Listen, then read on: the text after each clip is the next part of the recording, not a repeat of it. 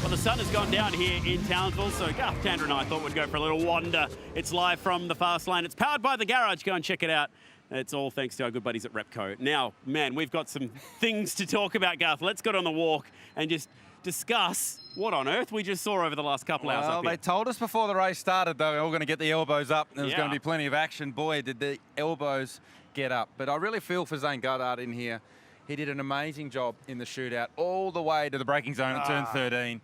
Made a mistake. Foot just didn't grab the brake pedal at the right time. Locked it up into the fence. He beat himself up a little bit in the interview afterwards, but wouldn't you much prefer that as a team owner and as the guys working on the car? Wouldn't you prefer a young guy that's going to have a crack, have a real go, and lay it on the line? I mean, to that point, that time was going to be the fastest of the used tyre runners in the top 10 shootout. So he did a great job in qualifying down in Tasmania in 4th. Made the shootout in Darwin. I mean, this team's coming. They're coming. They're doing great things. Absolutely. They looked like they were going to be in that shootout as well. Matt Stone was feeling pretty confident about that one. And Zane Goddard, he got out and said, oh, man, I'm so embarrassed off the back of that one. Yeah, but he's got to give that, park that up. I mean, he got himself in the game. He did an awesome job in the shootout. Yes, he's a young bloke and he made a mistake. There's been plenty of them that have done that in the past, myself included. I mean, the team will take a lot from that. There's a lot of confidence that'll come off. The result was bad in the shootout, but they'll take a lot of confidence in the fact that they were in the game. Speaking of heartbreak, oh man, Fabian Coulthard, that was so close, just out of gas on the last lap, and he just got it home to the checkered flag, but... Took him too long to get there, so you've got to get... Your last lap of the race has to be a certain amount of time as a percentage to the race leader's last lap time. So it took Fabs a little bit longer. We saw him parked up on the inside at turn 11. Can we sneak down? I think he's having he was calling the RACV or NRMA or RACQ, wherever. Should have called BP Ultimate, mate. You could have got a bit of fuel at the end of the race. I mean, that was tough. It was. I'm so used to saying Shell V-Power. You know, that was the good stuff. So, yeah, no. We like BP Ultimate now. Unfortunately, it was, you know, not the way we should have ended that race. But, you know, look, you know, we had some good car speed, awesome opening lap, you know, gaining 10 spots. That was a lot of fun, hustling some people. So, yeah, unfortunate. So we'll come back stronger tomorrow. How did you do that first lap? I mean, once all the chaos settled down, I looked up and Fabian Coulthard, P8, like there's this yellow car up the front of the grid. Where'd that come from? How'd that all play out? I got an amazing start. I just, you know, hit the launch control button, and I don't think everyone's got that, so keep that quiet. So we got a good start, and then up the inside at turn 2, you know, there was it all sort of fans out, and I saw the gap next to Dave Reynolds. So I thought, I'm in there, and then obviously it just all gets a bit chaotic. So come out the other side looking pretty rosy. You said on the grid before the race that you felt like found something with the speed of the car.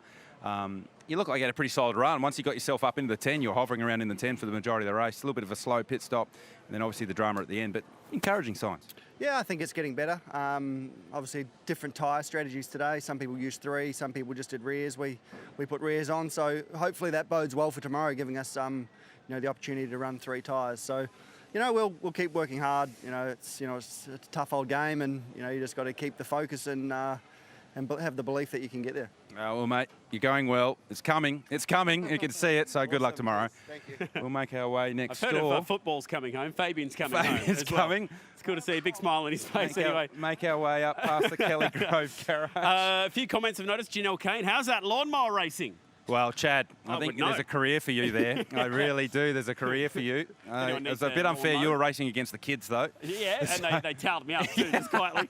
Let's go in and check out the Commodore, see how this thing's going for Macaulay Jones. This was a tough one. Lap 1. Big damage to Macaulay. Yeah, broke the radiator, broke the oil cooler. And the team are hard at work getting this thing patched back up tomorrow. The team have got a front splitter which is a bummer. Here's the lawnmower racing. How good was this? I had a chance to go and get out there and cut some laps in the lawnmower Grand Prix. See how many people wanted my autograph? Yeah, well, I wasn't one of them, Chad. I wasn't one of them. You've got a day job and it's not driving a lawnmower on the dirt. How good is that? And I loved how the kids, they were waiting for you. The only cool thing you did here was this donut. Donuts are pretty good, I thought. That wasn't too bad. Like Shane Van Gisbergen on grass, I reckon. So that wasn't too bad. Threw the shuckers out as well. Threw the shuckers out there. So the boys are working pretty hard to get Macaulay Jones' car fixed back up. What have you spotted? Oh, just the big damage to the sill. So that was obviously where the contact took place. To Macaulay's job, so you can see they've actually taken the whole side of the car off. Boys will get a new one of those out.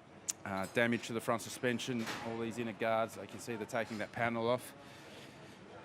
So how long is this going to take, mate? You reckon? What's your estimation on this one? They got a few hours. They got a few hours ahead of them. So we have curfew in the garage here as well this weekend. So it's not like they can take their time with this one. They'll have to hurry.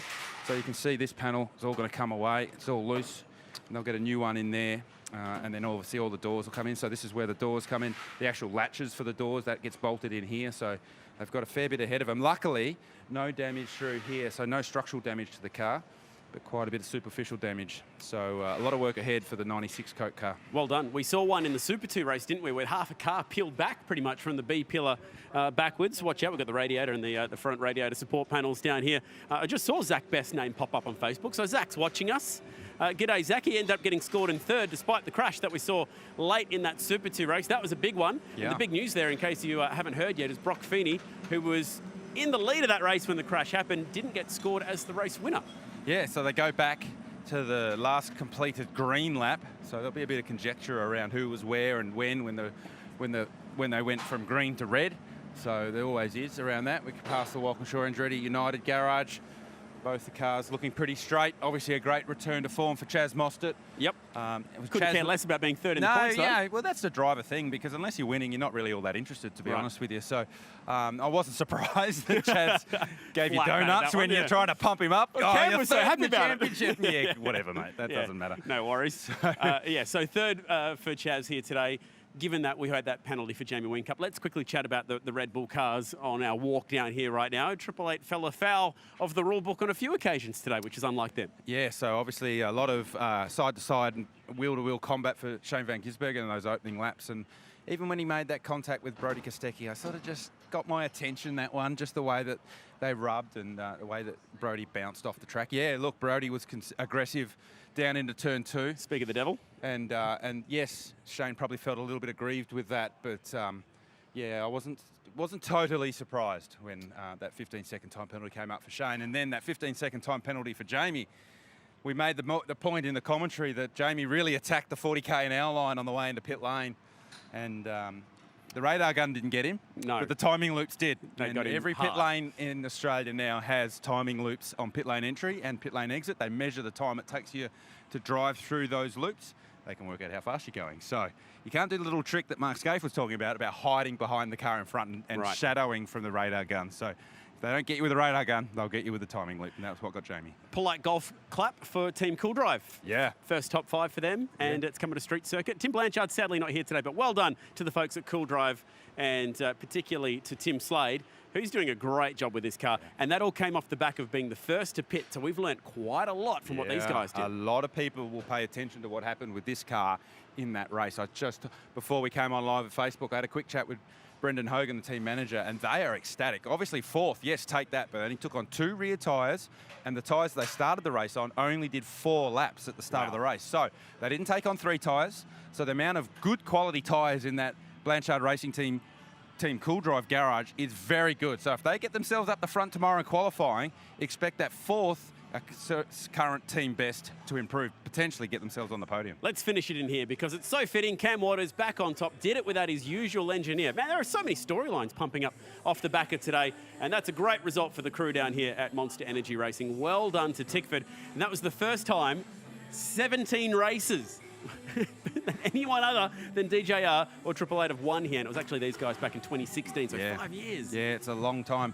You see there's still champagne on the bottom of the car. Cool. The team probably won't even clean that off until tomorrow morning. Champagne showers. I thought it was a nice touch of Cam to mention his usual engineer, Sam Potter, on the podium, who's not here this weekend, booked in for surgery before this weekend's doubleheader was announced. So Sam's the man that we're usually responsible for the speed of this car and heavily responsible for the speed of car this weekend, but not actually here this weekend. Nathaniel Osborne, who's the technical director, if you like, of Tickford, jumps on the radio for Cam, and they've turned this car around. But not just this car. James Courtney had very good speed. Tim Slade next door in the Tim Blanchard car, which is a customer car of Tickford Racing, also very, very strong. So this car got lapped last week. and they went out and won the race today. So that's a big, big turnaround. They've done a great job with it. Well done. Thank you, Garth. It's been a very entertaining day. Cannot wait to get back to the racetrack tomorrow. Let us know in the comments. Ford fans, Cam Waters fans, Tickford fans. Let's hear from you in the comments. Fans. Chad Nayland lawnmower fans. All one of them. Both my fans are very happy with that performance today. And they're your kids. That's very true. Reminds me I need to get home and mow the lawn, actually. All right, we'll see you back here bright and early tomorrow. Big day of racing coming up your way here at the WD-40 Townsville Super Sprint.